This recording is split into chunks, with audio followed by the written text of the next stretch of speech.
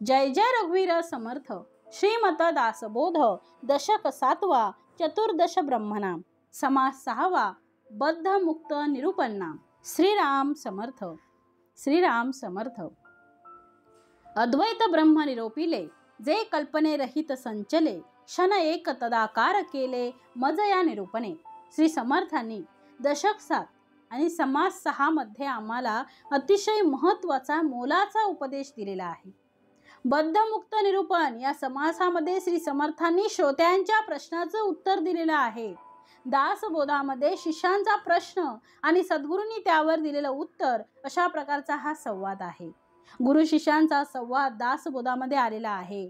परंतु अनेक प्रश्न शिष्यांनी विचारले, परंतु सगळ्या त्या प्रश्नांची विचारलेल्या प्रश्नांमध्ये आता जो विचारलेला प्रश्न आहे तो सर्वश्रेष्ठ असा प्रश्न आहे. समर्थांनी या समासामध्ये पहिल्या 17 ओवी ज्या दिल्या आहेत त्या 17 ओवींमध्ये शिष्यांचे प्रश्न आलेले आहेत आणि पुढे समर्थ त्याची उत्तरं देतात आहे. आता प्रश्न कसा आहे, शिष्य काय विचारतात आहे ते आता आपण श्रवण करू. समर्थ म्हणतात, अद्वैत ब्रह्म निरोपिले, जे कल्पने रहित संचले, क्षण एक तदाकार केले, मज या निरूपणे. परिम्या तदाकार व्हावे, ब्रह्मची होऊन असावे, पुन्हा संसारास न यावे, चंचळपणे सर्वथा. शिष्यांचा प्रश्न. आपण आतापर्यंत अद्वैत निरूपण केले, ते निरूपण पूर्ण ऐकलेलं आहे. त्या निरूपणाप्रमाणे माझ्या मनामध्ये आता अद्वैत ब्रह्म हे संचलेले आहे. अद्वैत ब्रह्म निरूपिले, जे कल्पने रहित संचले, क्षण एक तदाकार केले, मज या निरूपणे. तदाकार करणे याचा अर्थ त्याप्रमाणे करणे. मला आता असे वाटू लागले आहे की मी ब्रह्म आहे. क्षण एक. कसं? क्षण एक. मग किती वाटते आहे मला? तर एक क्षण वाटते आहे. परिम्या तदाकार व्हावे, मला आता मनात आला आहे की मी आता तदाकारच राहावं. ब्रह्मची होऊन असावे, तुम्ही सांगितलेलं ना, अहम ब्रह्मास्मी, हे महावाक्य सांगितले. ब्रह्माशिवाय काहीही नाही, बाकी कल्पना सुद्धा मिथ्या आहेत. आता माझ्या मनामध्ये क्षणभर असे वाटते आहे की आपण त्या ब्रह्मामध्ये तदाकार व्हावं. पण तदाकार होण्यासाठी मी सुरुवात केली तर माझ्या मनामध्ये एक प्रश्न येतो आहे. काय येतो आहे? परिम्या तदाकार व्हावे, ब्रह्मची होऊन असावे, पुन्हा संसारास न यावे, चंचळपणे सर्वथा. आजपर्यंत मी त्या संसारामध्ये अडकलो, त्यामुळे आता पुन्हा त्या संसारामध्ये पडू नये असं मला वाटते आहे. आतापर्यंत मला वाटत होतं की संसार सुखाचा आहे, संसारामध्ये सुख आहे.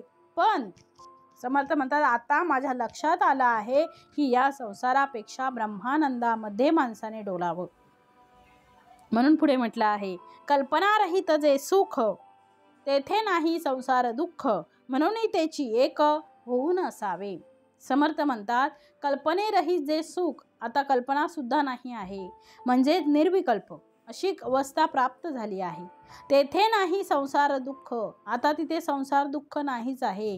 कारण संसारच हा माईक असल्यामुळे, संसारच हा मायेमध्ये असल्यामुळे मी आता संसारापेक्षा वेगळा आहे हे मला कळल्यामुळे आता तिथे संसार दुःख पण नाही आहे. संत गाडगे महाराज कीर्तन करत असताना जेव्हा कीर्तनामध्ये त्यांना निरोप मिळाला की आपला पुत्र गेला आहे, तेव्हा संत गाडगे महाराजांनी पुढचं वाक्य काय वापरलं ऐका. ऐसे गेले कोट्यान कोटी, काय रडू एकासाठी. आता संसारामध्ये असलेलं कुठलंही दुःख असेल तर ते माझ्यापर्यंत येऊन पोचणारच नाही, कारण मला माहीत आहे संसार अवघा माईक. हा संसार कसा आहे? मायेचा आहे. हा मायेचा पसारा आहे. आता मला ब्रह्माकार व्हायची इच्छा आहे, तदाकार व्हायची इच्छा आहे. म्हणून पुढे म्हटलं आहे, ब्रह्मची होई जे श्रवणे, पुन्हा वृत्तीवरी लागे येणे, ऐसे सदा येणे जाणे चुके नाकी. प्रवचन करताना, प्रवचन ऐकताना, निरूपण ऐकताना मला क्षणभर असं वाटतं की आपण या श्रवणाच्या माध्यमाने ब्रह्माची प्राप्ती करावी. पण जसं हे प्रवचन संपतं, निरूपण संपतं, कीर्तन संपतं आणि कीर्तन संपल्यानंतर पुन्हा माझं हे ब्रह्माकार झालेलं जे मन आहे, तदाकार झालेलं जे मन आहे, ते पुन्हा वृत्तीवर येऊन पुन्हा संसारामध्ये येऊन ते पडते. पुन्हा वृत्तीवरी लागे येणे, पुन्हा मी माझ्या मूळ पदावर येतो आणि पुन्हा येणं आणि जाणं माझं सुरू राहतं. मी काय करू सांगा समर्था. याचाच अर्थ असा की माणसाचं मन हे मोठं चंचल आहे. त्याला ज्याची गोडी लावली त्याची त्याला लागते. प्रवचनात बसलो, समर्थ म्हणतात, प्रवचनात बसलो तर तेवढ्याच पुरतं माझं मन लागतं. त्याच्यानंतर माझं मन काही लागत नाही. एकदा उठून गेलो की मन लागत नाही. म्हणून प्रवचनात बसलो तर तिथला मनुष्य आनंद घेतो, संसारात आला की संसारातला आनंद घेतो. म्हणून दोन्ही एकाच वेळेस करत असताना माझ्या मनामध्ये द्वंद्व निर्माण झालेला आहे. मने अंतरिक्ष जावे, मनाने असं अंतरिक्षावर जावं, क्षण एक ब्रह्मची व्हावे, पुन्हा तेथून कोसळावे वृत्तीवरी मागुते. मी आध्यात्मिक श्रवण करत असताना मी त्या ब्रह्मामध्ये रमून जातो, पण ते एक क्षण पूर्ण वेळ नाही. जसं प्रवचन संपते तसं मी पुन्हा संसारात येतो आणि पुन्हा संसारात रमू लागतो. मला तुम्ही आता सांगा की मी काय करायला पाहिजे. जिथे जातो तिथे माझं मन रमते. पुन्हा संसारात आलो, पुन्हा तेथून कोसळावे वृत्तीवरी मागुते. प्रत्यावृत्ती सैरा वैरा, किती करू येर झारा, पायी लावून या दोरा कीटक जैसा. समर्थांनी कीटकाचं उदाहरण दिलं आहे. त्या कीटकाच्या पायाला दोरा बांधायचा आणि तो दोरा हातात ठेवायचा आणि कीटकाला उडू द्यायचं आणि दोऱ्याने झटका द्यायचा आणि पुन्हा त्याला पृथ्वीवर पाडायचं. अशी अवस्था साधकाची होते. त्याला उडायची इच्छा होते, ब्रह्मानंदी डोलायची इच्छा होते, पण त्या दोऱ्याच्या सहाय्याने पुन्हा तो संसारामध्ये येऊन पडतो. त्यासाठी मी काय करावं. जसं आपण बघा लहानपणी आपण असं करायचो. तो पाखी पिंगा नावाचा एक किडा असायचा बघा. त्याचे समोरचे जे तोंड आहे म्हणजे मुखाची जी त्याची बाजू आहे, समोरची बाजू, किंवा त्याचं जे डोकं आहे ना ते असं चमकदार आहे, सोन्यासारखं आहे. ते मोठमोठे पाखी पिंगे यायचे, ते आपण घ्यायचे आणि आगपेटीच्या डब्यामध्ये भरायचं, म्हणजे रिकाम्या आगपेटीच्या, आणि तो ठेवायचा आणि ते झाकण बंद करायचं आणि घरी आणायचं त्याला. मग सगळी मुलं ते पाखी पिंगे ज्याने पकडलंय त्याने एक प्रत्येकाने विमानासारखे आपण उडवायचो आम्ही. त्या पाखी पिंग्याच्या डोक्यामध्ये खाच असायची बघा. त्याने मान खाली केली की खाच मिळायची. त्या खाचेमध्ये एक दोरा अडकवायचा, त्याला गाठ मारायची आणि त्या पाखी पिंग्याला आकाशात फेकायचे. फेकल्याबरोबर दोरा ढिला करायचा, कारण ती मान कापून जाईल नाहीतर. त्या पाखी पिंग्याला असे वाटते की आपण आकाशामध्ये तो उडतो आहे, पण त्याचं सूत्र आमच्या हातात असायचे. त्याला खाली बोलवायचे असेल तर त्याला थोडंसं ओढायचं त्या दोऱ्याला, मग तो आमच्याजवळ येऊन पडायचा, आमच्या ताब्यात असायचा. उड म्हटलं की उडायचा आणि त्याला ओढलं की येऊन बसायचा. म्हणून समर्थ म्हणतात, त्याचप्रमाणे प्रत्यय वृत्ती सैरा वैरा, किती करू येर झारा, पायी लागू लिया दोरा कीटक जैसा. संसाराला तसंच आम्ही बांधलो गेलेलो आहेत. त्यामुळे संसारात आपल्याला यावे लागते, कारण संसार तर सोडता येत नाही. आणि सद्गुरूंचं ऐकल्यामुळे आम्हाला ब्रह्मप्राप्तीची आता इच्छा झालेली आहे. आता आम्हाला त्या आनंदात राहायची इच्छा आहे. तिकडे असताना, मंदिरात असताना, मठामध्ये असताना आम्हाला त्याचा आनंद मिळतो, पण घरी आलं की पुन्हा त्याच कटकटी असतात. मग या कटकटी खऱ्या की तिकडे ब्रह्माचा आनंद खरा आहे. घरामध्ये आल्यानंतर सुद्धा मनुष्य कधीही सुखामध्ये कधी सुखामध्ये लोळत राहतो. म्हणजे एकाच वेळेस मन दोन ठिकाणी दोन कार्य करते. कीर्तनामध्ये कीर्तनात डोलतो आणि घरी आल्यावर टीव्हीवरचे सिरियलमध्ये रमतो. एकाच वेळी दोन ठिकाणी दोन माणसं कार्य करतात. तर तिथेही आनंद भोगतो, तो घरी आल्यावरही संसाराचा आनंद भोगतो. साधक म्हणतो की हे कसं काय, मला यातून काहीतरी मार्ग काढा. उपदेश काळी तदाकार, उपदेशाच्या वेळी तदाकार होते. होता पडे हे शरीर, अथवा नेणे आप पर, ऐसे झाले पाहिजे. तदाकार होते आणि तदाकार झाल्यानंतर आम्हाला कमीत कमी आमचा आप परभाव तरी दूर झाला पाहिजे. जगद्गुरु संत तुकाराम महाराजांच्या अभंगातल्या त्या एका चरणाचा विचार करा. कोण्याही जीवाचा न घडो मत्सर, वर्म सर्वेश्वर पूजनाचे. या एका चरणाचा जरी माणसाने संपूर्ण आयुष्यभर जरी अवलंब केला, एकाच चरणाचा एक तरी ओवी अनुभवावी, तसं एक चरण सुद्धा माणसाचं जीवन धन्य करू शकते. कोण्याही जीवाचा, आता कोण्याही या शब्दामध्ये कोणीही सुटलं नाही. तो मनुष्य प्राणी असो की अजून कोणीही असो, न घडो मत्सर, कोणाचाही आम्हाला मत्सर करता येणार नाही, कारण ज्याचा आम्ही मत्सर करतो त्यामध्ये ईश्वर वास करतो आहे. त्यामुळे त्याचं पूजन करणं आमचं काम आहे. हे सर्वांच्या ठिकाणी असलेल्या परमेश्वराचं पूजन आहे. म्हणून म्हटलं आहे वर्म सर्वेश्वर पूजनाचे. हे वर्म आहे सर्वेश्वर पूजनाचं. सर्वेश्वर या शब्दाचा अर्थ सर्व प्राणीमात्रांमध्ये असलेला ईश्वर, तो सर्वेश्वर. घट घट मे साई रमता कटू वचन मत बोल. आणि पुढे म्हटलं आहे वसुधैव कुटुंबकम. मी जशी माझ्या कुटुंबाची काळजी घेतो तशी माझ्या वसुधेची मला काळजी घेता आली पाहिजे. आमचं मन इतकं विशाल करता आलं पाहिजे, ते मन इतकं लहान करता आलं पाहिजे की त्याचं मोजमापच करता येणार नाही. ते मन इतकं मोठं आहे की ते सुद्धा आमच्या कोणत्याही फुटपट्टीमध्ये बसत नाही. आमच्या बहिणाबाई चौधरी आपल्या मनाची विशालता दाखवण्यासाठी काय म्हणतात? मन वढाय वढाय उभ्या पिकातल ढोर, किती हाकल हाकल फिर येत पिकावर. मन केवड केवड जसा खाकसाचा दाना, मन एवढ एवढ जात आभाळ मायेना. मन खाकसाच्या दाण्या इतकं ते खसखसच्या बारीक दाना आहे ना, त्याच्यापेक्षाही बारीक आहे. तर मन एवढं विशाल आहे की ज्यात आभाळ मायेना. या मनाची एवढी विशालता आहे. मी माझ्या चार भिंतींमध्ये असलेली लोक मी माझी म्हणू शकत नाही, त्यांच्यावर मी सारखं प्रेम करू शकत नाही. तर या विश्वामध्ये असलेल्या सगळ्या लोकांमध्ये मला प्रेम करता येणं ही तसं पाहिलं तर किती मोठी गोष्ट आहे. म्हणून आधी आम्हाला आमच्या घरापासून सुरुवात करता आली पाहिजे. माझ्या घरामध्ये असलेली आई वडील, माझे बहीण भाऊ यांच्यावर प्रेम करता आलं पाहिजे. त्या पुढे आमच्या कुटुंबाच्या बाहेर आम्ही जर गेलो तर त्या मनाला इतकं विशाल करता आलं पाहिजे की हे विश्वची माझे घर, ऐसी मती जयाची स्थिर, किंबहुना सचराचर आपणची झाला.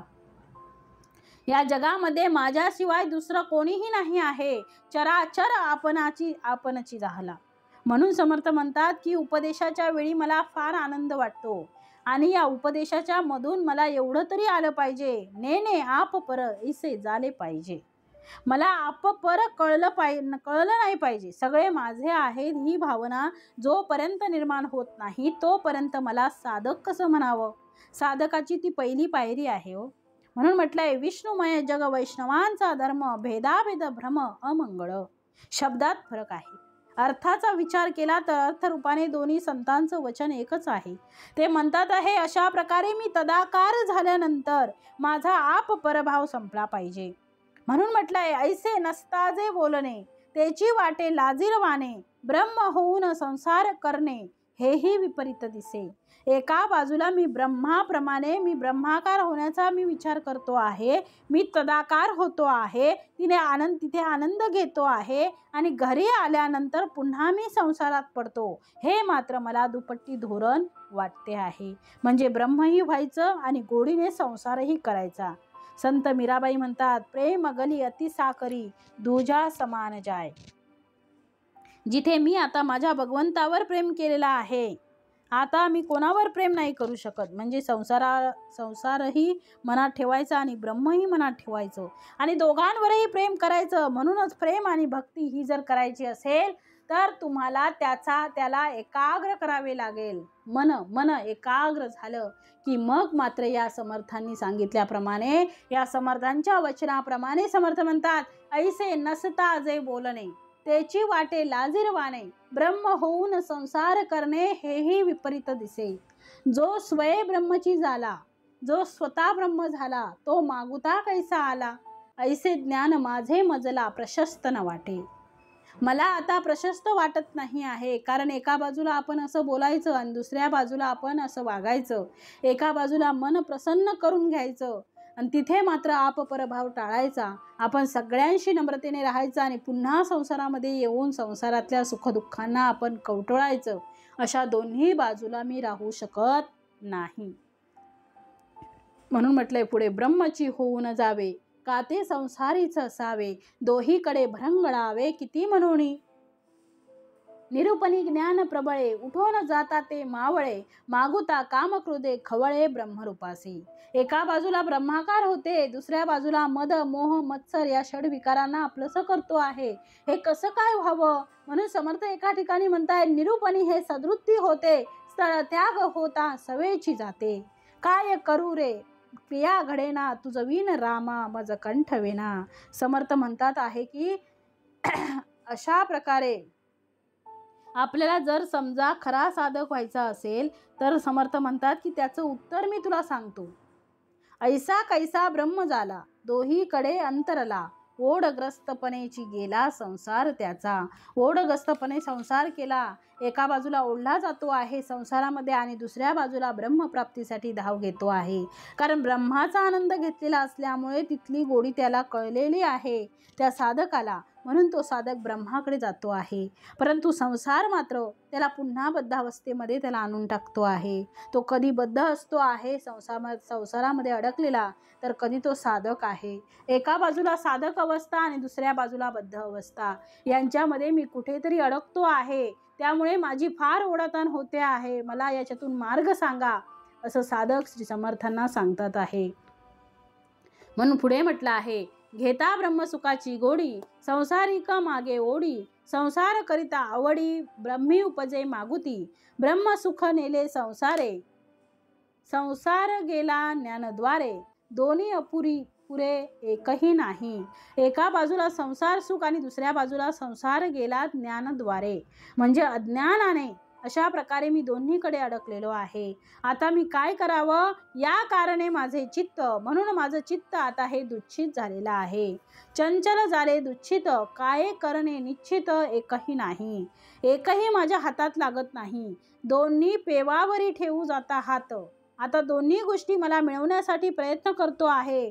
संसारही मिळाला पाहिजे असं मन म्हणते आणि दुसऱ्या बाजूला परमार्थही घडला पाहिजे असं मन म्हणते. पण एका बाजूला ज्याने परमार्थच केला आहे त्याने संसार धरावा तर कशासाठी, तो संसार सोडला पाहिजे. आता मी कसा सोडू संसार आणि मी भगवंताची भक्ती तरी कशी करू, हे मला तुम्ही एकदा सांगा. मला खरंच सांगा. ज्या साधकाचा हा प्रश्न असेल त्या साधकाने तुमच्या आमच्या सगळ्यांच्या मनातील प्रश्न विचारलेला आहे हो समर्थांना, तो हा प्रश्न आहे. म्हणून समर्थ म्हणतात आहे, चिंता करू नको, ऐसा श्रोता करी विनंती, आता राहावे कोणे रीती, म्हणे अखंड माझी मती ब्रह्माकार नाही. माझी ब्रह्माकार कायम स्वरूपी स्थिती राहत नाही. मुलगा वर्गात बसतो, शिक्षक शिकवताना तेव्हा त्याला असे वाटते की आपण घरी जाऊन आता खूप अभ्यास करणार, खूप मेहनत करणार, खूप मार्क मिळणार. घरी तो जेव्हा जातो तेव्हा त्यांच्या मित्रामध्ये त्याच्या मिसळतो, शाळेला विसरतो. पण शाळेत परत आला की पुन्हा त्याला असे वाटते की आपण अभ्यास केला पाहिजे, मोठं झालं पाहिजे, कारण इकडे श्रवण सारखं चालू असते. पण घरी गेल्यावर पुन्हा मन मात्र पुन्हा आपल्या संसारामध्ये मुरते. मग अशा वेळी मी काय करावं, असा प्रश्न समर्थांना शिष्याने विचारलेला आहे. समर्थ म्हणतात, त्याचं उत्तर सांगतो आहे, ऐक आता. आता याचे प्रत्युत्तर वक्ता देईल सुंदर, श्रोती व्हावे निरत्तर क्षण एक आता. श्री समर्थांनी याच्यावर सुंदर उत्तर दिलेलं आहे. काय दिलेलं आहे बघा. या चंचल मनाला याचा अर्थ, मन एकाच वेळी अनेक गोष्टी करायच्या इच्छा करते, ते दोन्हीकडे धावते आहे. ते कसं धावते माहिती आहे का, तर सर्कसीतला एक घोडा होता बघा. कथा सांगते. उदाहरणार्थ सर्कशीतला एक घोडा होता. तो घोडा झाला म्हातारा. ते घोडे टप टप टप टप धावतात, सगळे त्या कसरती करतात. आता ते थकले. त्या सर्कसवाल्याला काय वाटले की आता हा घोडा थकलेला आहे, आपण हा विकून टाकला पाहिजे. मग त्याने विक्रीसाठी घोडा आणला. एका महाशयाने तो विकत घेतला. पण गंमत अशी झाली की ज्या माणसाने तो विकत घेतला त्याने तो घोडा घरी आणल्यावर त्याला टांग्याला तो घोडा लावला. त्या टांग्याला घोडा लावल्याबरोबर घोडा मात्र पुढे चालेना. त्याला मागे चालायची सवय होती, त्याला पुढे चालायची सवय नव्हती, कारण तो सर्कशीतला घोडा होता. त्याला मागे चालायची सवय होती. आता सर्कसीमध्ये उलटही चालावं लागत होतं आणि सरळही चालू लागत होतं. तर तो घोडा, त्या घोड्याला चाबूक मारला की तो काय करायचा, 2 पावलं मागे चालायचा. दुसरा चाबूक मारला की 2 पावलं पुढे चालायचा. आता सांगा, 2 पावले मागे चालणे, 2 पावले पुढे चालणे, अशा जर येर झारा त्याने कितीही जरी मारल्या तरी तो पुढे जाईल का हो. तसं आम्ही काही वेळे संसारात अडकलो आणि पुन्हा परमार्थाकडे गेलो, पुन्हा परमार्थात आणि पुन्हा संसारात गेलो. अशा येरझारा किती मारायच्या, आम्ही कधी मुक्त होणार मग. म्हणून म्हटलंय, पुनरपी जननम पुनरपी मरणम पुनरपी जननी जठरे शयनम. पुन्हा पुन्हा या गोष्टी किती दिवस करायच्या आम्ही. याच्यातून काही मार्ग आम्हाला सांगा, असा प्रश्न श्री समर्थांना शिष्याने केलेला आहे. त्यावर समर्थ म्हणतात आहे, त्याचे उत्तर मी देतो आहे. श्री समर्थांना प्रश्न केला होता शिष्याने. त्या प्रश्नामध्ये ते म्हणतात आहे की मनुष्याचे मन हे एका ठिकाणी राहत नाही आणि जर राहिलं तर ज्या ठिकाणी जाते तिथे ते रमते. ती जागा सोडली की पुन्हा ते पूर्वरत मन होते. म्हणून म्हटले, स्थळ त्याग होता सवेची जाते, काय करू रे क्रिया घडेना, तुझविन रामा मज कंठवेना. साधकाच्या पूर्वावस्थेमध्ये साधना करताना साधकाला येणाऱ्या अडचणी याच आहेत. आम्ही जपाला बसलो की नेमकं जप करताना झोप येते बघा. ग्रंथ वाचायला बसलो की त्या क्षणी आपल्याला आळस येतो. प्रवचन कीर्तनाला गेलो की त्याच वेळेस काहीतरी अडचण येते आणि आम्हाला जी गोष्ट आठवत नाही ना ती नेमकी उपासनेत आठवते बघा. आणि आम्ही मनाचा निग्रह करून जर तिथे बसलो तर मात्र त्यामध्ये गोडी वाटू लागते. पण ती गोडी कुठपर्यंत वाटते? जोपर्यंत आम्ही त्या स्थळावर बसलेलो आहे, त्या स्थान महात्म्य आहे, त्यामुळे आम्हाला तिथे गोड वाटू लागते. कारण मुळामध्येच आत्म्याला ही परमात्म्याची मुळात गोडी आहे, कारण तो त्याचंच स्वरूप आहे. म्हणून भगवंताबद्दलची प्रीती नाही असा व्यक्ती शोधून सापडणार नाही. कोणाची तरी कायम श्रद्धा असते पण श्रद्धाच नाही असे मनुष्य विरळ आहे तो. म्हणून असा श्रद्धावान मनुष्य ज्या स्थळावर बसतो, ज्या स्थानावर थांबतो, त्या स्थानाच्या महात्म्यानुसार त्याला ती गोडी लागते. मंदिरात गेलो, मंदिरात आनंद वाटतो. कीर्तनात बसलो, कीर्तनामध्ये मान डोलावतो. परंतु तिथून उठल्यानंतर एकदा बुवांना नमस्कार केला, एकदा ते स्थळ सोडलं की मनुष्य पुन्हा त्या प्रपंचात गुंततो आणि प्रपंचाची पुन्हा तो गोडी चाखतो. साधकाचा हाच प्रश्न आहे की तो जातो तिथे तो रमतो, असं का व्हावं? आमच्या मनाला ज्या ठिकाणी आम्हाला गोडी लागली आहे, खरंच भगवंताची प्रीती वाटू लागली आहे, मग ते मन असं स्थिर का होत नाही? या प्रश्नाचं उत्तर हवं आहे. त्यावर श्री समर्थांनी यावर अतिशय सुंदर उत्तर दिले आहे. समर्थ म्हणतात आहे, या कारणे माझे चित्त चंचल झाले दुच्छित, काय करणे निश्चित एकही नाही. ऐसा श्रोता करी विनंती, आता राहावे कोणे रीती, म्हणे अखंड माझी मती ब्रह्माकार नाही. आता याचे प्रत्युत्तर वक्ता देईल सुंदर, श्रोती व्हावे निरोत्तर क्षण एका आता समर्थांनी उत्तर दिलेलं आहे. ब्रह्मची होऊन जे पडिले, तेची मुक्त पदास गेले, येरते काय बुडाले व्यासाधिक. समर्थ म्हणतात आहे, ब्रह्मामध्ये लीन झालेले असे अनेक लोक आहेत, अनेक साधू आहेत, अनेक संत आहेत, अनेक सत्पुरुष आहेत, अनेक मुनी आहेत, अनेक ऋषी आहेत. ब्रह्मची होऊन जे पडिले म्हणजे ज्यांनी ब्रह्मपद प्राप्त केलं, त्याची मुक्त पदास गेले. कोण मुक्त झालं? या प्रश्नाचं उत्तर समर्थ देतात आहे. ज्यांनी ब्रह्मपद प्राप्त केलं ते या जीवनातून मुक्त झालेले आहेत. पुन्हा जन्म पुन्हा मरण, पुन्हा जन्म पुन्हा मरण अशा प्रकारच्या जन्म मृत्यूच्या फेऱ्यातून त्या ऋषींची, त्या महान पुरुषांची मुक्ती झाली आहे. त्यामध्ये समर्थ म्हणतात, येरते काय बुडाले व्यासाधिक. म्हणून समर्थ म्हणतात आहे पुढे, श्रोता विनंती करी पुढती. श्रोत्यांनी पुन्हा विनंती केली. शुको मुक्तो वामदेवो वाहे श्रुती, दोघेची मुक्त आदी अंती बोलत असे. श्रुतीचं असं वचन आहे, वेदांचं असं सांगणं आहे की दोन महान पुरुष हे मुक्त झाले आहेत, शुकदेव आणि वामदेव. ज्यांनी प्रत्यक्ष ब्रह्मपद प्राप्त केलं आणि जन्ममृत्यूच्या फेऱ्यातून ते सुटले असा उल्लेख श्रुतींनी केलेला आहे. मग आता हे दोनच मुक्त झालेले आहेत, इतरांची तर नावच नाही आहेत. वेदेबद्ध केले सर्व, मुक्त शुक वामदेव, वेदवचनी अभाव कैसा धरावा. श्रोत्यांचाच प्रश्न आहे. वेद आमचे धर्मग्रंथ आहेत, धर्मग्रंथ सांगतात आहे ते प्रमाण. शुकदेव आणि वामदेव मुक्त झालेत. समर्थ त्याच्यावर म्हणतात, वेदबद्ध केले सर्व म्हणजे दोघांना मुक्त केलं आणि सगळ्या लोकांना त्या वेदांनी बद्ध करून टाकलं. मुक्त शुक वामदेव, वेदवचनी अभाव कैसा धरावा. दोघांना मुक्त केलेला आहे आणि बाकी लोकांना बद्ध केलेला आहे. हा वेदाने सांगितलेला आहे असा भक्ताचा प्रश्न आहे. असे भक्ताचे प्रत्युत्तर समर्थांना मिळतात. समर्थ ऐकून घेतात आहे. पहिले, ऐशा श्रोता वेदाधारे, वेदाच्या आधारे देता झाला प्रत्युत्तरे, दोघेची मुक्त आधी अंती बोलत असे. श्रोत्यांनी प्रश्न विचारला की सद्गुरुनाथा, वेदांचंच वचन आहे, शुक आणि वामदेव हे मुक्त झालेले आहेत, दोघंच मुक्त झालेले आहेत, इतरांचा नाम उल्लेख नाही, इतरांना बद्ध ठेवलेलं आहे. हे ऐकल्याबरोबर समर्थांनी त्या वचनाचं खंडन अतिशय सुंदर असं केलेलं आहे. समर्थ म्हणतात वक्ता बोले या उपरी, समर्थ यावर उत्तर देतात आहे, दोघेची मुक्त सृष्टीवरी, ऐसे बोलता उरी कोणास आहे. या जगात फक्त दोनच मुक्त झाले, बाकीच्यांचं काय झालं? बाकीच्यांचं नाव नाही आहे. बहु ऋषी बहुमुनी, सिद्ध योगी आत्मज्ञानी, झाले पुरुष समाधानी असंख्यात. या जगामध्ये असंख्य असे ऋषी होऊन गेले जे मुक्त झाले, असंख्य असे मुनी झाले की ज्यांना मुक्ती मिळाली, अनेक सिद्ध पुरुष होऊन गेले, योगी झाले, आत्मज्ञानी झाले, ज्यांना या जन्ममृत्यूच्या फेऱ्यात अडकायचं काम पडलं नाही, असे अनेक होऊन गेले. याची गणना मला करता येणार नाही. तरी समर्थांनी काही जणांचा उल्लेख केला आहे. समर्थ म्हणतात या श्लोकामध्ये बघा, प्रल्हाद नारद पराशर पुंडलिक, यामध्ये प्रल्हाद नारद पराशर आणि पुंडलिक हे मुक्त झाले. व्यासांबरीश शुक शौनक भीष्म दालज्ञ, याशिवाय व्यास, अंबरीश, शुक, शौनक, भीष्म आणि दालभ अशा प्रकारचे ऋषी आहेत. पुढे समर्थ म्हणतात रुक्मांग, दार्जुन, वसिष्ठ, विभीषण आदी. त्याचबरोबर रुक्मांगद अर्जुन आहेत, वसिष्ठ आहेत, विभीषण आहेत, हे लोक मुक्त झाले.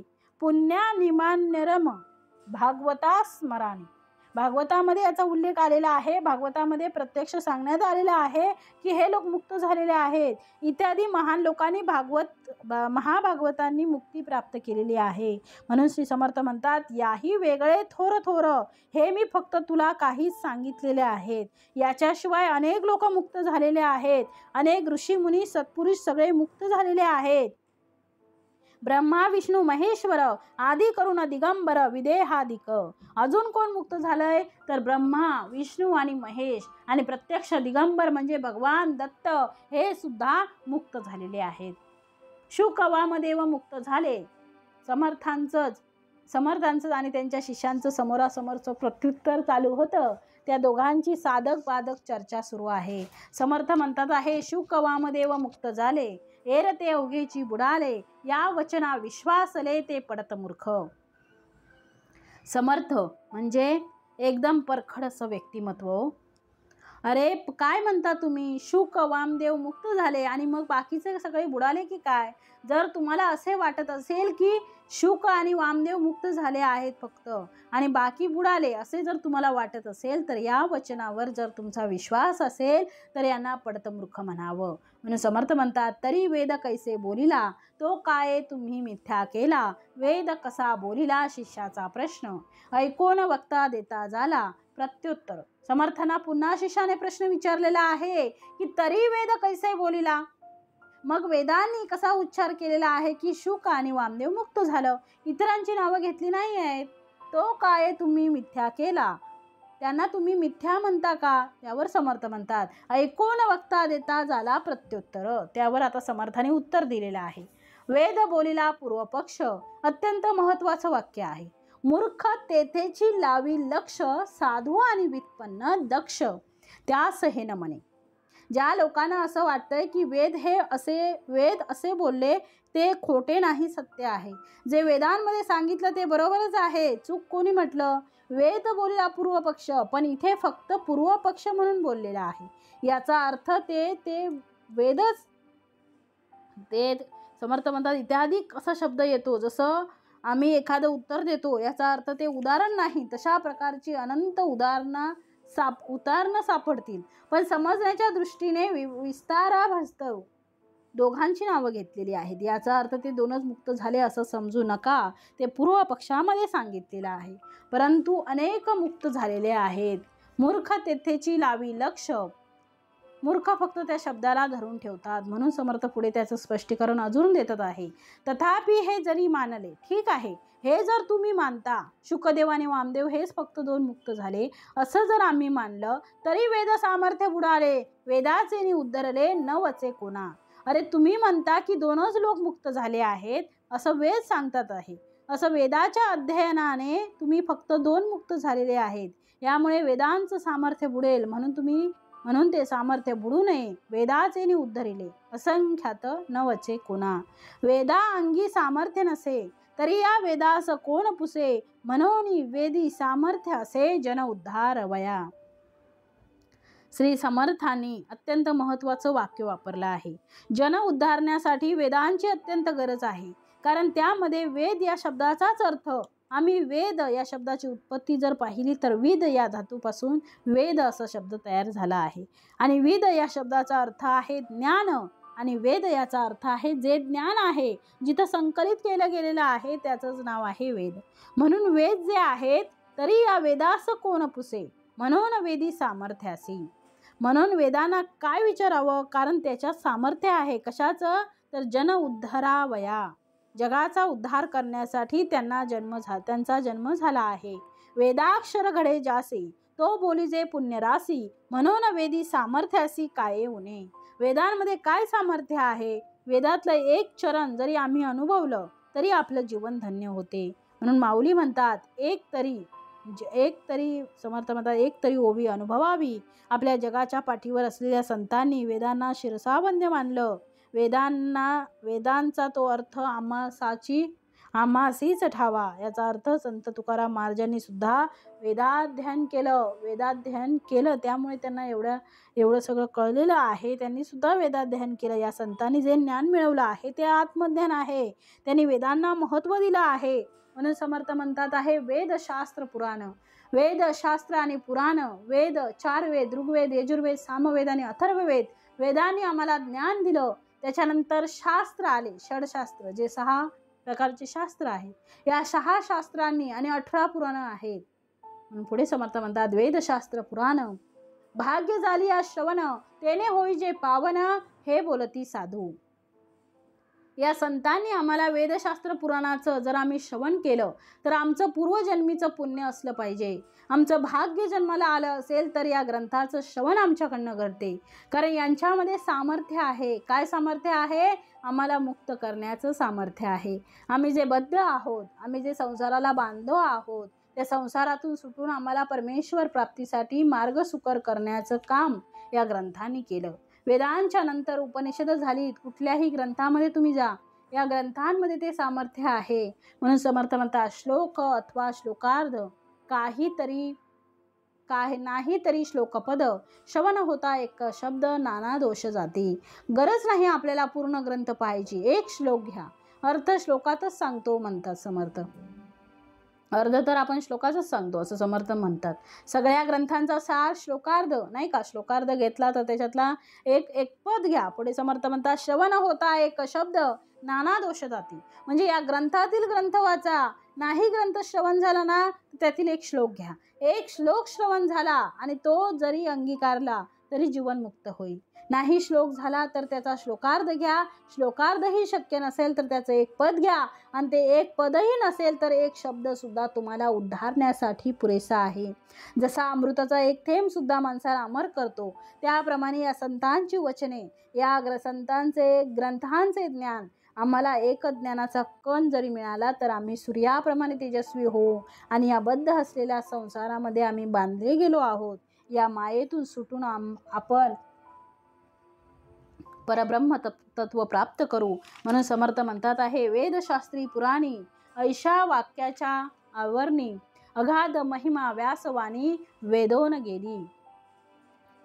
समर्थ म्हणतात किती सांगाव्यात तुम्हाला. या ठिकाणी वेदशास्त्र पुराण अशा कितीतरी गोष्टी आहेत की ज्या तुम्हाला सांगत आलो आहोत. ऐशा वाक्याच्या आईनी म्हणजे मालिका खूप आहेत. अगाध महिमा व्यासवाणी वेदोन गेली. व्यासांना नुसतं व्यास म्हणत नाही तर महर्षी वेदव्यास असं म्हणतात. याचा अर्थ वेदांचा अभ्यास आणि वेदांना भाष्य व्यासांनी केलं म्हणून वेदव्यास म्हणून वेदांनी व्यासवाणी वेदोन गेली. व्यासवाणी वदोन गेली. ज्ञान प्राप्त झालं ते व्यासांच्या मुखातून प्राप्त झालं. व्यासाने स्पर्श केला नाही असं जगातील ज्ञानाचं क्षेत्र नाही. म्हणून समर्थ म्हणतात एकाक्षर होता श्रवण, एकच अक्षर श्रवण होता, तत्काळची होई जे पावन, ऐसे ग्रंथांचे महिमान ठाई ठाई बोलिले. एक ग्रंथांचं एक चरण, एका चरणातील अर्धचरण, अर्ध्या चरणातील एक शब्द एवढा सुद्धा माणसाच्या उद्धारासाठी पुरेसा आहे. आणि हे सगळं कोणी सांगितलं तर सगळ्या ग्रंथांमध्ये व्यासांनी सांगितलेलं आहे. म्हणून समर्थ म्हणतात अनेक लोक उद्धरले आहेत. अनेक जन उद्धरले, पापी त्याची पावन झाले, आणि बद्ध जे मुक्त झाले या ग्रंथांच्या आधारे. दोही वेगळा तिजानुधरे, तरी महिमा कैचा उरे, असो हे जाणी जे चतुरे, येरा गथा गोवी. दोघच जण उद्धरले असा जर तू धरून बसलास, व्यास आणि वाल्मिकी, शुक आणि वामदेव दोनच उद्धरले असं जर तुम्ही धरून बसले तर ते योग्य नाही. तरी महिमा कैचा उरे, यांचा महिमा कैचा उरेल, या ग्रंथांना काय महत्त्व राहील. ग्रंथ वाचनाने अनेक लोक उद्धरली आहेत, ज्ञानाने अनेक लोक उद्धरली आहेत, म्हणून दोघच घेऊ नका, तिसरा कोणी उद्धरला नाही असं समजू नका. अनेक लोक उद्धरले गेलेत, असो हे जाणीजे चतुरे, येरा गथा गोवी. इतर गोष्टी सोडून दे, अनेक लोक उद्धरले आहेत हे चतुर लोक आता जाणतात. वेद शास्त्र पुराणे कैसी होती अप्रमाणे, दोघा वाचून तिसरा कोणे उद्धरावा. मनसी काष्टी लागोन पडिला, त्याची एक मुक्त झाला, शुक तोही अनुवादला नाना रूपणे. आपण म्हणताना तुझंच म्हणणं मी ऐकतो. समर्थ म्हणतात शुकदेव मुक्त झाले, हो मुक्त झाले. कोणी सांगितलं? वेदांनी सांगितलं, मान्य आहे. वेदांनी सांगितलं, मग शुकदेव जर मुक्त झाले तर मुक्त कसे होणार? मुक्त होणार याचा अर्थ कशातच न अडकणे, बरोबर आहे. मग इथे म्हटलं आहे मनसी काष्टी लागोन पडिला, याचा अर्थ तो लाकडाप्रमाणे पडून राहिला का नाही, निष्क्रिय झाला का, तो अकर्ता झाला का, असं जर तुम्ही म्हणत असाल तर तसा मुक्त झालेला नाही. शुकदेवांनी अनेक निरूपणं केली आहेत, भागवत सांगितलं आहे, इथे सांगितलं आहे. समर्थ म्हणतात शुक मुक्त ऐसे वचन, वेद बोलिला आहे प्रमाण, परी तो नवता अचेतन ब्रह्माकार. ते काही अचेतन नव्हते, पडलेला नाही, तो काही अचेतन नव्हता, पडलेला आहे. आणि आता आम्ही मुक्त झालो असं नव्हतं. अचेतन ब्रह्माकार असता शुक योगेश्वर, तरी सारासार विचार बोलणे नगडे. शुकदेवांनी किती ज्ञान देवांना सांगितलं, या शुकांचा संवाद आपण नेहमी ऐकतो. म्हणून उद्धरण्यासाठी शुकदेवाने काय केलं? जो ब्रह्माकार झाला तो काष्ट होऊन पडिला. शुक भागवत बोलिला परीक्षिती पुढे. शुकदेवांच्या समोर परीक्षिती बसलेला आहे, राजा परीक्षी, त्याला भागवत सांगितलेला आहे. शुकदेव स्वतः तर मुक्त आहेच, प्रश्नच नाही, पण त्यांच्या मुखातून जे ज्ञान प्राप्त केलं असे परीक्षित सुद्धा मुक्त झाले. या जगामध्ये या ज्ञानाने अनेक लोक उद्धरले गेले. उदाहरणार्थ म्हणून इथे आम्ही शुकदेव आणि वामदेवांचं उदाहरण घेतलेलं आहे. निरूपण हे सारासार बोलिला पाहिजे विचार, धांडोळावे सचराचर दृष्टांता कारणे. आम्ही जगामध्ये अनेक गोष्टी पाहतो आणि ती गोष्ट सांगण्यासाठी कुठलं तरी एक उदाहरण द्यावे लागते, म्हणून वेगवेगळी उदाहरणं देऊन सांगतो आहे. अनेक लोक उद्धरले, म्हणून समर्थ पुढे म्हणता क्षण एक ब्रह्मची व्हावे, एका क्षणात ब्रह्म व्हावं, क्षण एक दृश्य धांडोळावे, नाना दृष्टांती संपादावे वगतृत्वासी. असो भागवत निरूपण, शुक बोलिला आपण, तया अंगी बद्धपण लावू नये की. त्यांनी सांगितलं, याचा अर्थ ते अडकले का? ते अडकले नाहीत, त्यांनी उद्धरून नेले सगळ्यांना. शुकदेव वामदेवांनी सगळ्यांचा उद्धार केला आहे, साधू संतांनी सगळ्यांचा उद्धार केला आहे. पण सामान्यतः साधक, बद्ध आणि मुमुक्ष ज्या ठिकाणी असतात त्याच्याच जवळ साधू संत राहतात. दोघांमध्ये काही फरक नाही. दृश्य स्वरूपात आम्हाला फरक दिसत नाही, परंतु मुळामध्ये ज्याप्रमाणे नदीमध्ये चालणारी नाव ही पण पाण्यात असते आणि बुडणारा सुद्धा पाण्यात असतो. नाव तरून जाते, नुसती ती तरत नाही, तर ती ज्यामध्ये जो बसेल त्या सगळ्या प्रवाशांना ती तरून नेते. त्याप्रमाणे संसारामध्ये आम्हाला हे सगळे साधू संत दिसतात आहे, परंतु ते नावेप्रमाणे आहेत. ते त्यांच्या नावेमध्ये आम्ही बसावं, ते आमचे नावाडी आहेत आणि ते आम्हाला पैल तीरावर नेणार आहेत. म्हणून या सगळ्या साधू संतांनी संसार केला, अर्थात तुमच्या आमच्या दिसण्याच्या पुरता संसार केला. पण ते कशासाठी आले आहेत? जगाच्या कल्याणा. जगाच्या कल्याणा, संतांच्या विभूती, देह कष्टविती परोपकारे. संतांच्या समोर पद नाही आहे, सपद नाही आहे. जगाच्या कल्याणा, जगाच्या कल्याणा, संतांच्या विभूती असं समर्थांनी म्हटलेलं आहे. देह कष्टवती उपकारे, देह कष्टवती उपकारे. सगळ्यांवर उपकार साधू संतांनी केले, ऋषीमुनींनी केले. यांच्या कृपेमुळे आणि यांच्या सहकार्यामध्ये जगातील अनेक भक्त आहेत ते सिद्ध झालेत, अनेक साधक झाले ते मुक्त झाले. म्हणून सर्वांना एकच आहे की सगळे लोक जगातील उद्धारण्याचं सामर्थ्य या संतांच्या अमोल असलेल्या अमृतवाणीमध्ये आहे. आणि म्हणूनच आपण दासबोधामध्ये निरूपण ऐकतो आहे आपल्या उद्धारासाठी. म्हणून श्री समर्थ त्यासाठी पुढे सांगतात आहे, म्हणून बोलता चालता निचेष्टित पडिले नसता, मुक्ती लाभे सायोज्यता सद्गुरु बोधे. आम्हाला सायोज्यता नावाची जी चौथी मुक्ती आहे ती मुक्ती आम्हाला प्राप्त करण्यासाठी सद्गुरुबोध आहे. सद्गुरुबोधाचं अमृत आम्हाला मिळालं की आम्हाला सायोज्यता मुक्ती मिळणार आहे. बाकी सगळ्या मुक्ती आम्हाला पुन्हा आमच्या मूळ जागेवर आणू शकतात. तिथून घसरण आहे, सायोज्यता मुक्तीतून आम्हाला पुन्हा घसरण नाही. एक मुक्त एक नित्यमुक्त.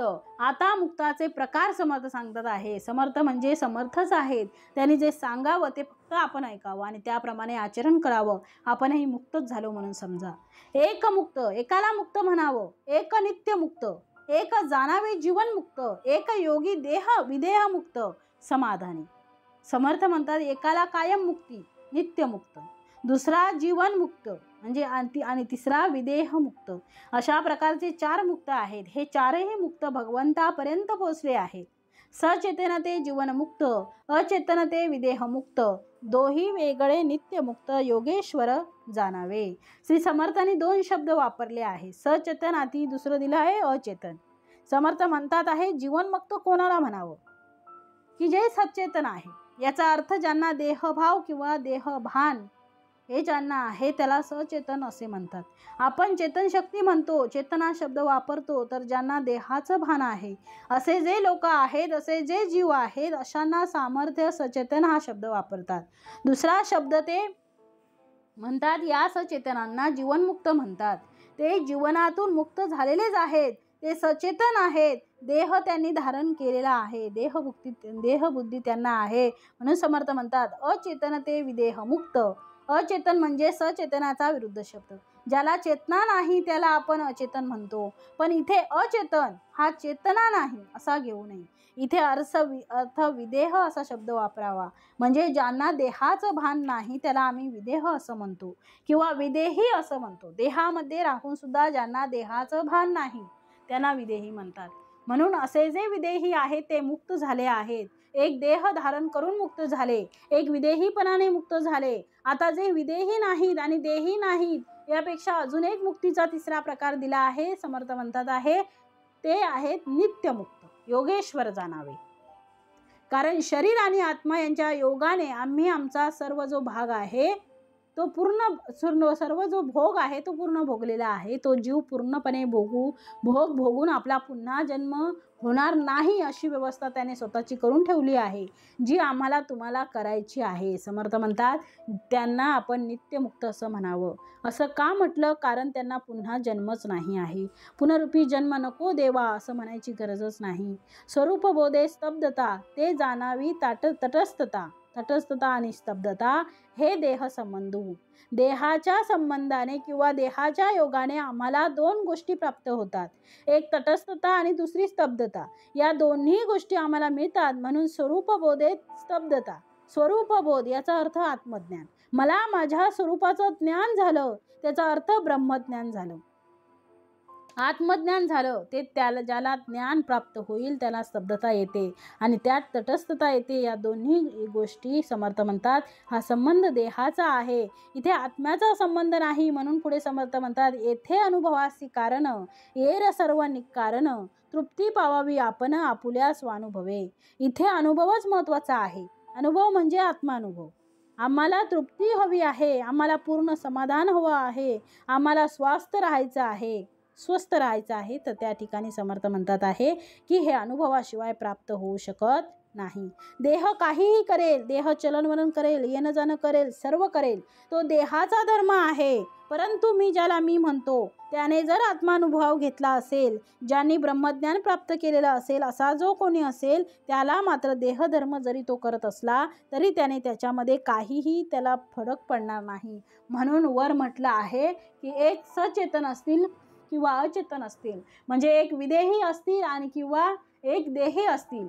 देही असून विदेही, देहामध्ये असून सुद्धा विदेहत्व आलेलं आहे.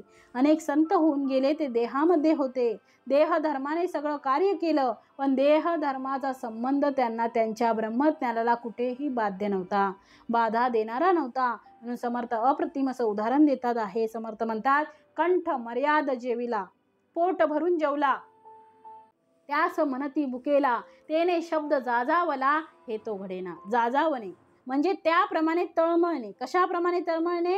शब्द वापरल्याबरोबर तो तळमळायला लागतो. जसं एखाद्या भुकेलेल्या मनुष्याला म्हटलं की हा भुकेलेला आहे हो, तर त्याला भूक लागलेली असते आणि त्याची तळमळ त्याला अधिक जाणवते. पण एखादा कंठ मर्याद जेवला याचा अर्थ पोट भरून जेवला.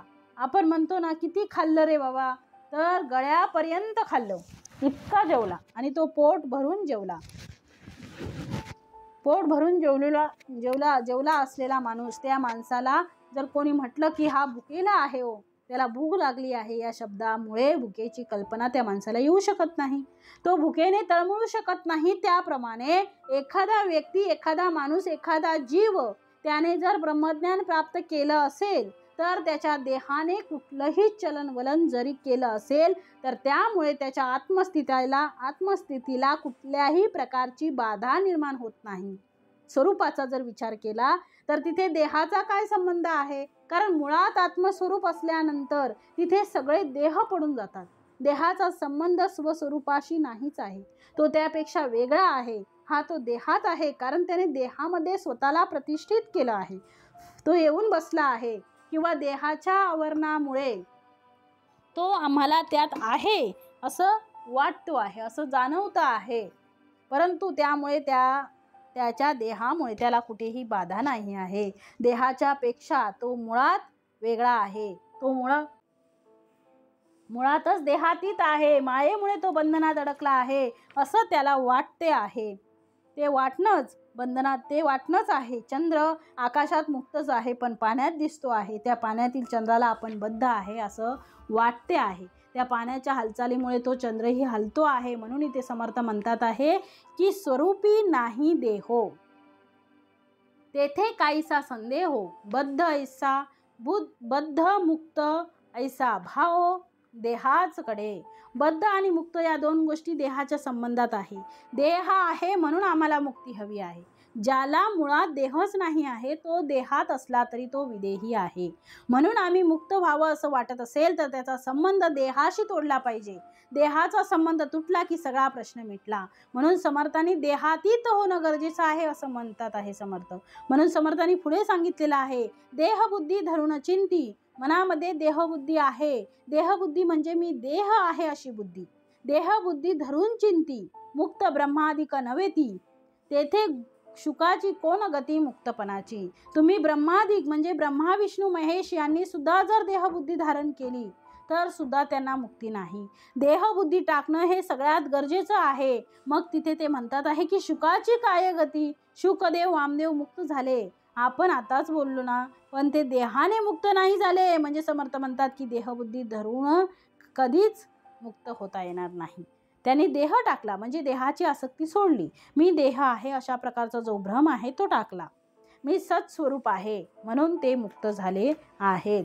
म्हणून समर्थ पुढे म्हणतात आहे की मी देह हा अहंकार मनात बाळगून ब्रह्मचिंतन केले तर ब्रह्मादी देव सुद्धा मुक्त होऊ शकणार नाहीत.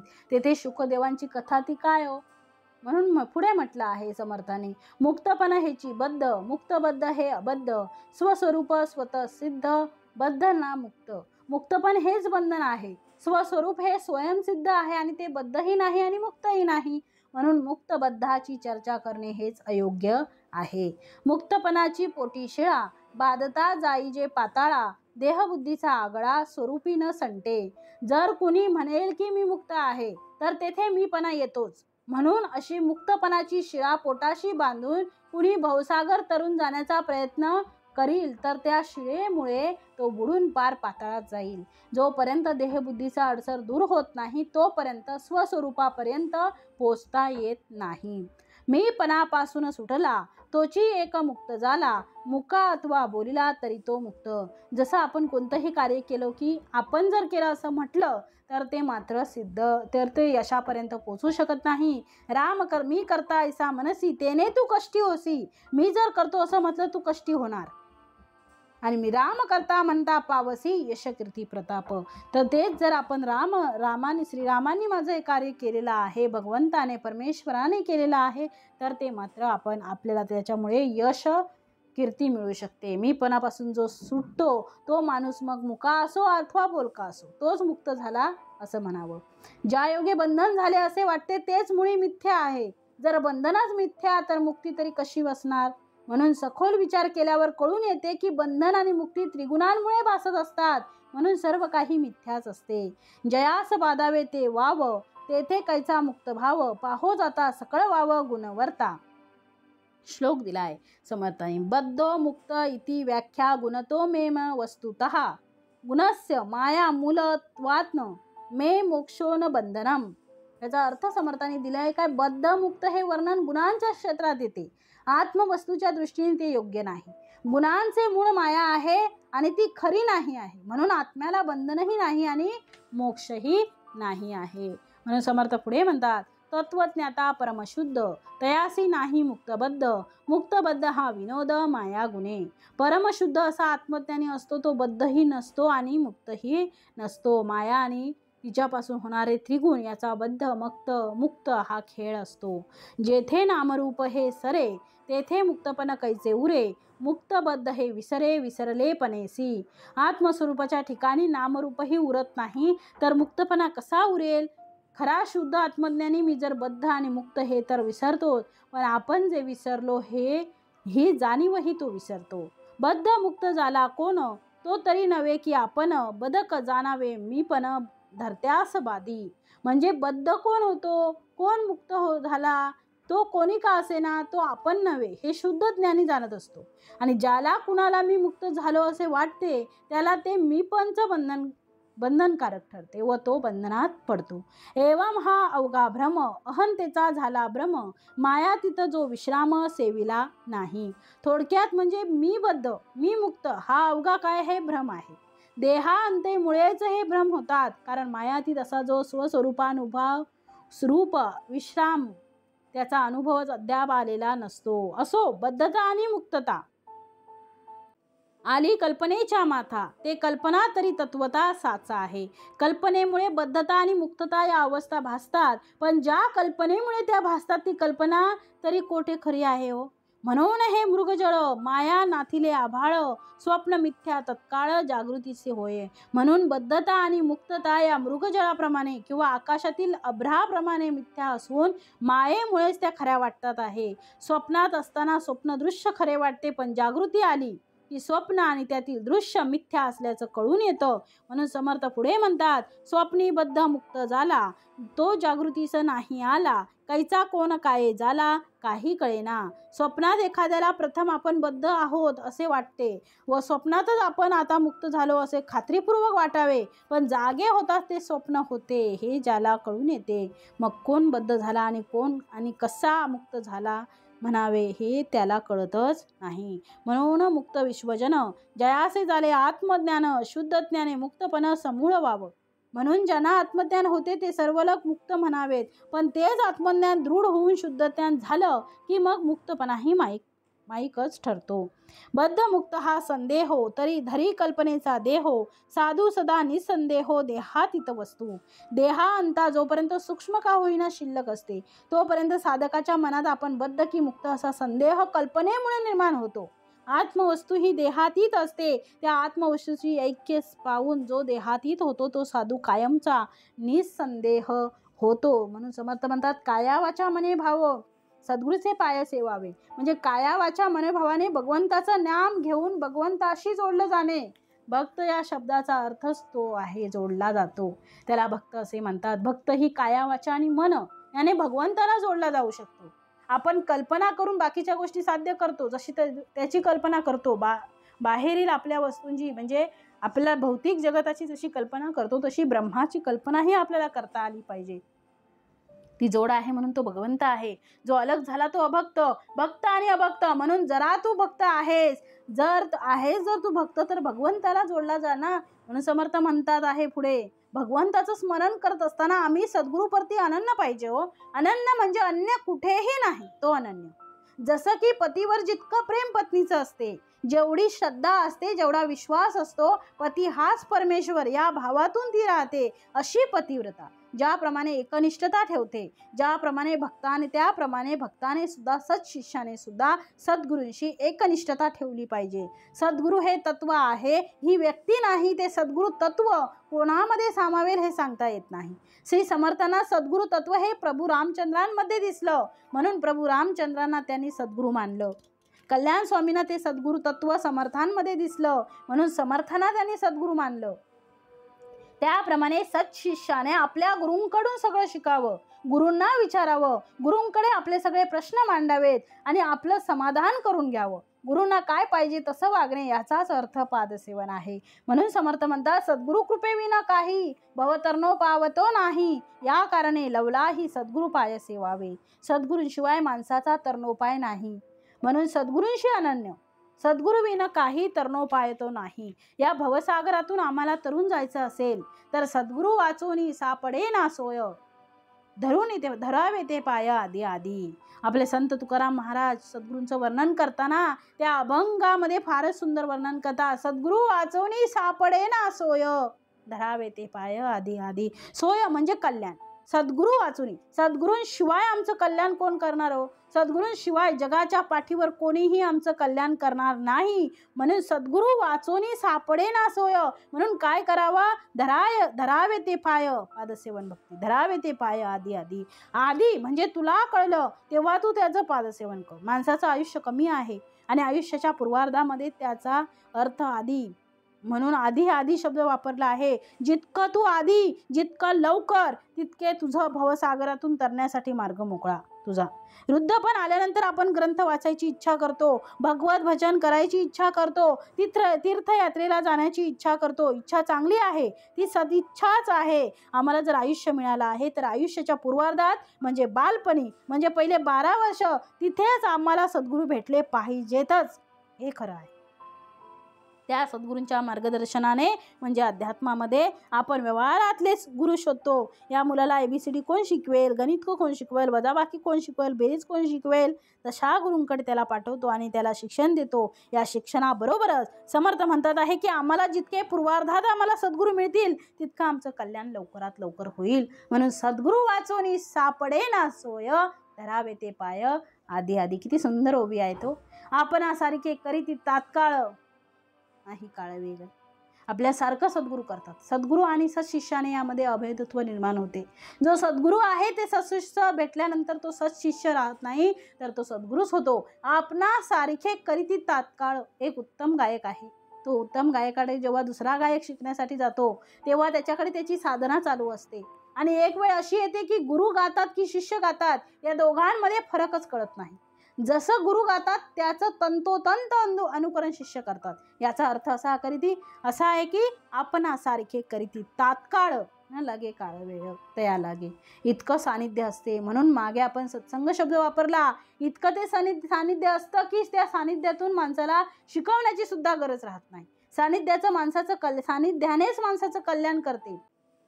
कलेचे प्रेमी असलेले त्यांना बघा, ते सुद्धा आपल्यासारखे करीती तात्काळ नाही लागे काळ वेग. म्हणजे सद्गुरू कसा असतो की आपल्या सानिध्यामध्ये जो दुसरा येतो तो त्याला सद्गुरू करतो.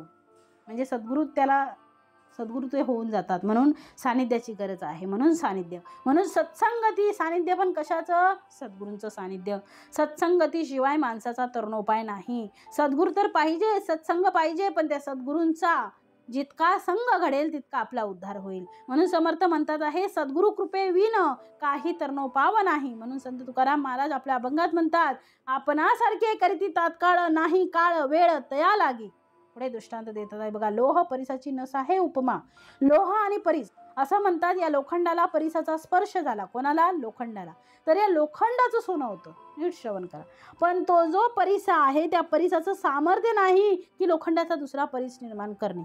ते लोखंडाचं सोनं करू शकते, पण त्या लोखंडाचा परीस करण्याचं सामर्थ्य परिसामध्ये नाही. म्हणून आमचे संत तुकाराम महाराज म्हणतात, लोह परिसाची नस आहे उपमा, सद्गुरु महिमा अगाधची. असा सद्गुरूंचा महिमा आहे, तो अगाधच आहे, त्याचं वर्णन करता येत नाही. म्हणून समर्थ म्हणतात आहे की तू सद्गुरूंचे पाय सेव. याचा अर्थ काया वाचा मनाने त्यांची सेवा कर. कल्पना करायची ना, सद्गुरूंची कर, समर्थांची कर, चांगल्या गोष्टीची कर, भक्तीची कर. एखादा ग्रंथ वाच, तो ग्रंथ आठव, त्याची कल्पना कर. मी भगवद्गीता वाचली, मी दासबोध वाचला, मी हे वाचलं, रामायण वाचलं, सगळं वाचलं आणि माझ्यामध्ये तो बदल झाला. कल्पना कशाची करावी? आपण भौतिक गोष्टींमध्ये रमतो. त्यांच्या सानिध्यात राहा. सद्गुरू वस्तू दाखवी सद्गुरू वस्तू दाखवण्याचं काम सद्गुरू करतात. सद्वस्तू दाखवी सद्गुरू. सद्वस्तू दाखवण्याचं काम. सद्वस्तू म्हणजे काय हो? ब्रह्म. त्याला परब्रह्म आम्ही म्हणू. सद्वस्तू दाखवी सद्गुरू. सकळ सारासार विचारू परब्रह्माचा निर्धारू अंतरी बाणे. जगामध्ये काय सार आहे आणि काय असार आहे याचं सद्गुरू याचा निवाडा सुद्धा सद्गुरू करतात आणि नेमकी सद्वस्तू आपल्याजवळ देतात. अशा प्रकारचं ज्ञान आम्हाला सद्गुरूंच्या केवळ फक्त चरणाने होऊ शकतं. आम्हाला काही करायची गरज नाही, फक्त सानिध्याची गरज असते. म्हणून त्याला सत्संगती म्हटलेलं आहे. म्हणून म्हटलं आहे, सुसंगती सदा घडो, सृजन वाक्य कानी पडो, कलंक मतीचा झडो, विषया सर्वथा ना वडो. आणि समर्थ पुढे म्हणतात, बद्ध मुक्त हा संदेहो, धरी कल्पनेचा देहो, साधू सदा निसंदेहो, देहातीत वस्तू.